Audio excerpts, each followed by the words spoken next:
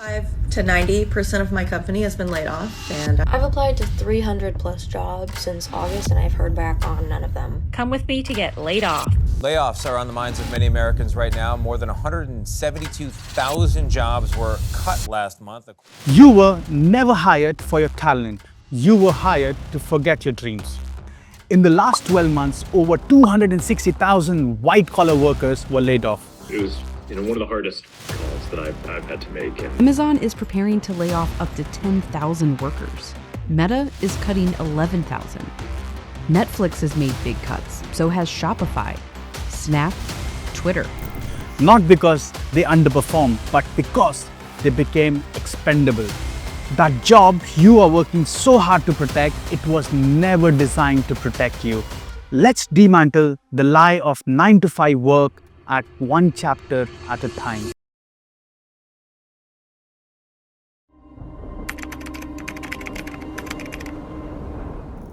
The 8-hour workday wasn't created to set you free. It was created to make you predictable.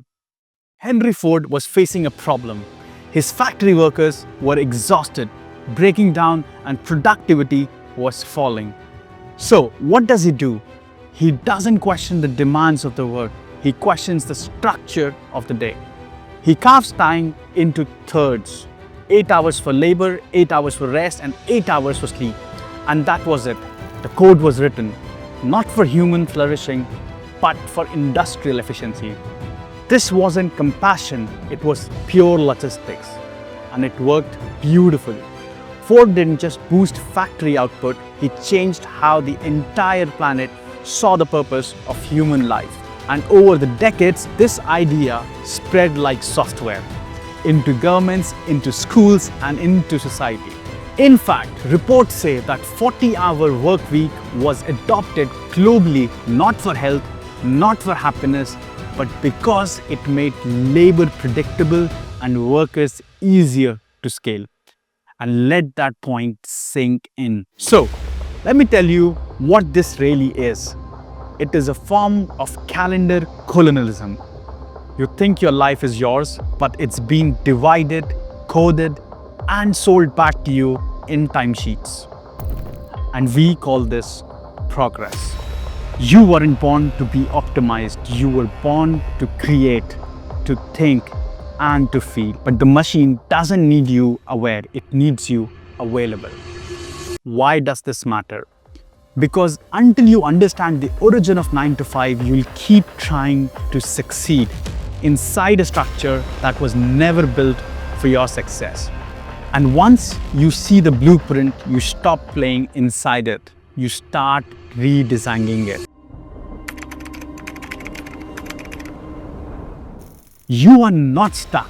You have gone numb, and they are calling it success. You wake up, you swipe, you drink coffee, you check your calendar deadlines, you eat dinner, scroll, sleep, and then simply repeat. This isn't a day. That's a loop. A life lived in an automatic mode. And the scariest part, it's not painful, it's rather comfortable. But here's what's happening under the surface. Every time you delay your dreams for just one more year, every time you abandon an idea because you are too tired after work, and every time you tell yourself that is how life is, you are not being rational. You are being numb. And the system loves it. Because numb people don't rebel. Numb people don't build. And numb people comply. You don't realize it, but you are being trained to equate obedience with worth. And that is what makes this numbness so dangerous. Why does this matter? This chapter is your mirror, so you can see what comfort is really costing you. Not in terms of money, but in terms of meaning. Because you don't need more time, you need permission to feel good again.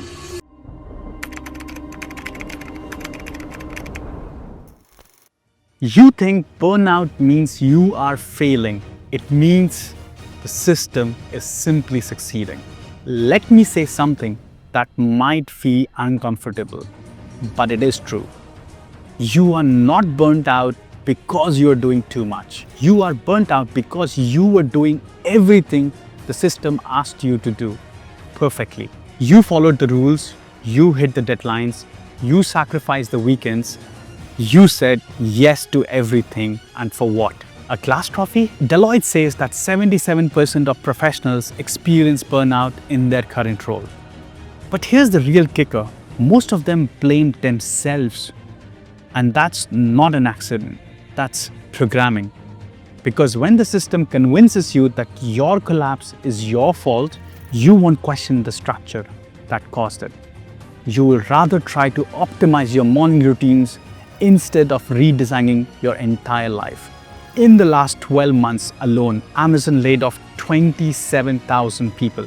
Salesforce, 10,000 people. TikTok, 14,000 people.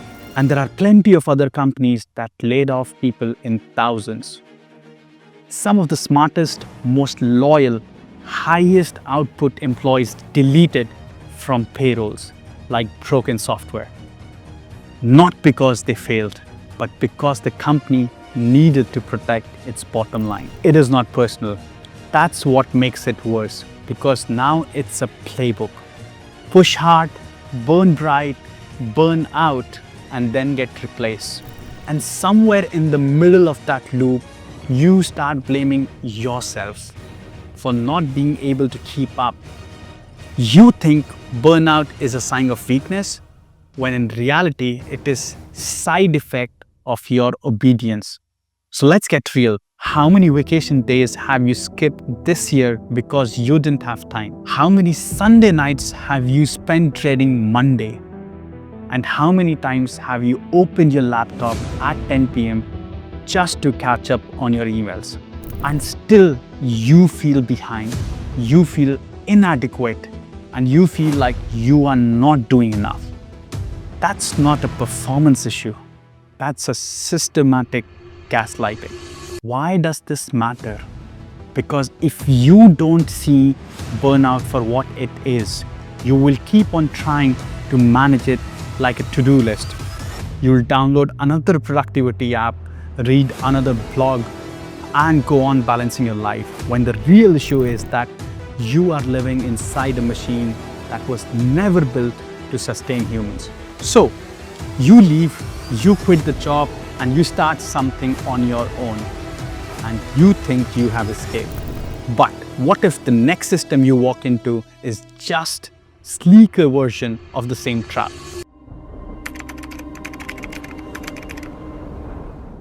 You didn't escape the system, you just swapped bosses for algorithm. You left your job, you cut the card, you reject the corporate track, and announce your freedom on LinkedIn.